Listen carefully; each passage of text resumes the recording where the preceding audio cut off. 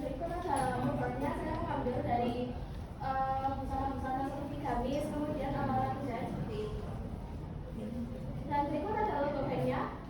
Saya mengambil dari wanita, busana dan jahit. Dan untuk logo materinya saya sempat membuat 4, namun yang di ACC adalah yang keempat. Dan untuk Rediva sendiri, gabungan dari huruf E yang sebagai huruf awal dari kata Rediva sebelumnya. Rediva merupakan gabungan dari 2 kata, yaitu Red yang berarti benar, kemudian Diva yang berarti wanita. Sedangkan untuk warna coklat sendiri yaitu melambangkan kesederhanaan.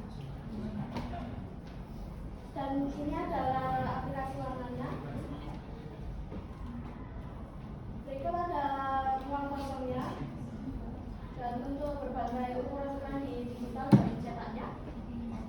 Kemudian ini adalah penggunaan logo yang dilarang.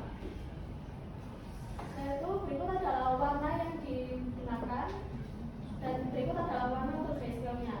Untuk fontanya sendiri saya memakai character regular. Untuk warnanya juga memakai warna primer. Berikut adalah background color-nya.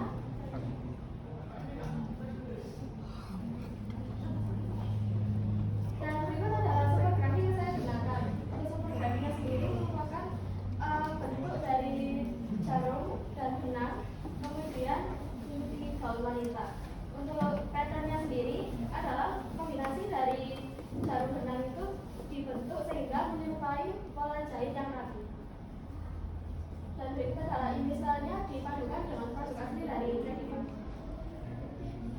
Dan berikut adalah beberapa mock-up mulai dari price tag, kemudian silver, kemudian ada business card, sign, kemudian pin, tas, dan media promosi seperti Instagram dan websitenya.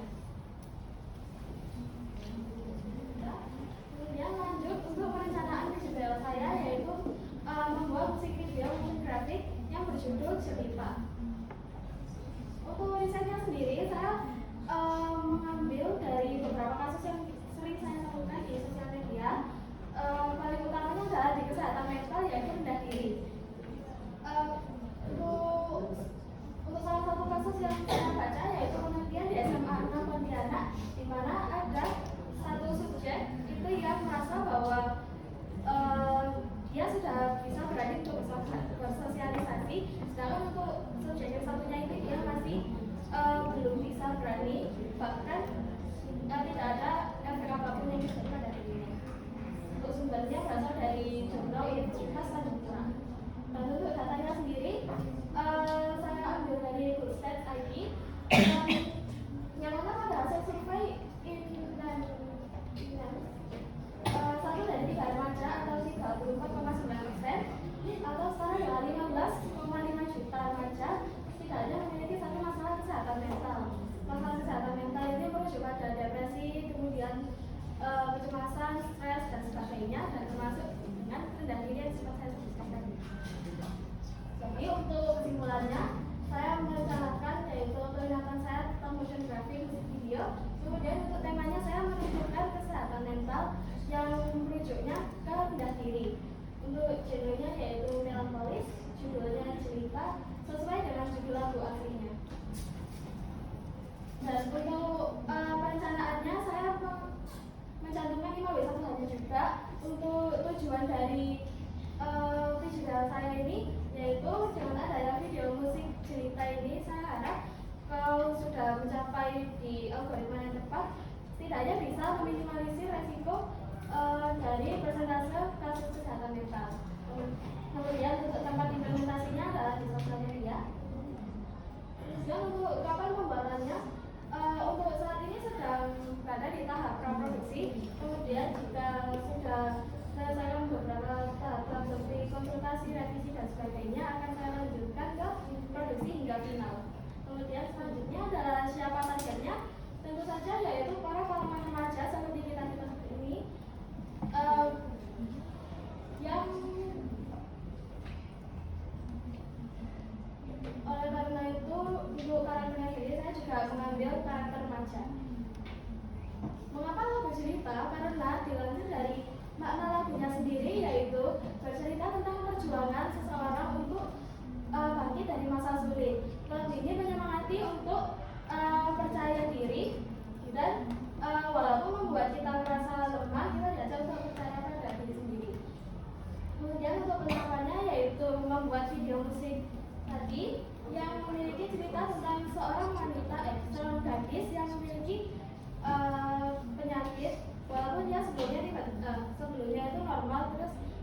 punya penyakit tiba-tiba itu yang membuatnya menjadi down terus merasa rendah diri seperti itu.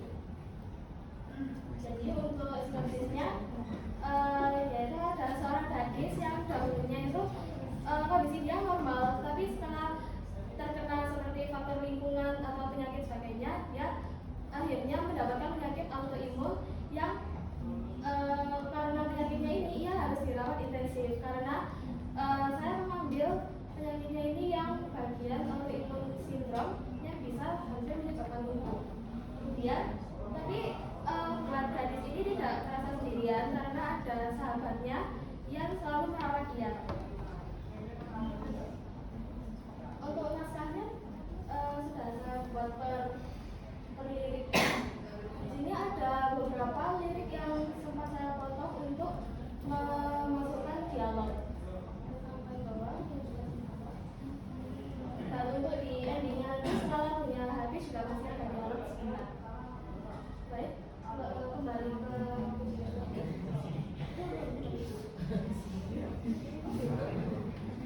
untuk referensinya saya mengambil dari yang sangat singkat yang sangat simpel seperti itu. Untuk timeline sendiri yang sudah saya rancang adalah untuk September ini saya sudah melakukan riset data, menentukan tema, judul, lagu, dan membuat konsep dan sebagainya. Kemudian setelah PTS ini saya berencana untuk melanjutkan ke digitalisasi karakter, kemudian rekaman audio cover lagu, dan mengerjakan scene 1 sampai 15. Kemudian saya jeda dengan konsultasi terlebih dahulu. Untuk untuk November maaf, saya lanjut mengerjakan scene 16 sampai 29 akhir. Kemudian dilanjut dengan finishing effect dan melanjutkan ke untuk storyboard sudah saya buat sebanyak kurang lebih 49 panel. Dan untuk karakternya sendiri juga sudah melewati beberapa konsultasi yang terdiri dari 2 karakter, yaitu satu gadis dan satunya laki-laki. Baik, untuk kejuaraannya sudah.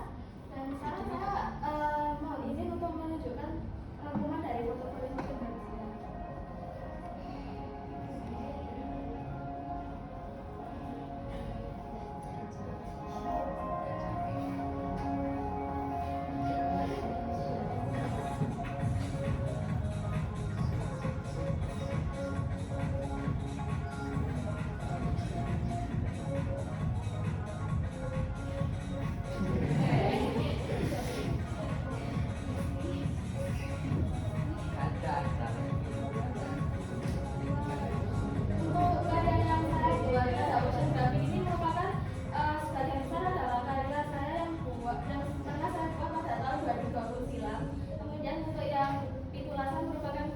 Dari yang event office kemarin.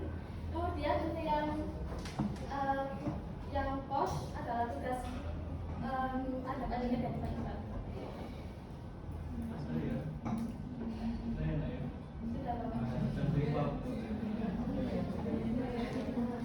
Baik, untuk yang dari penjelasan CCPR dan sebagainya, untuk Bapak Ibu dulu bila ada saran dan kritik akan saya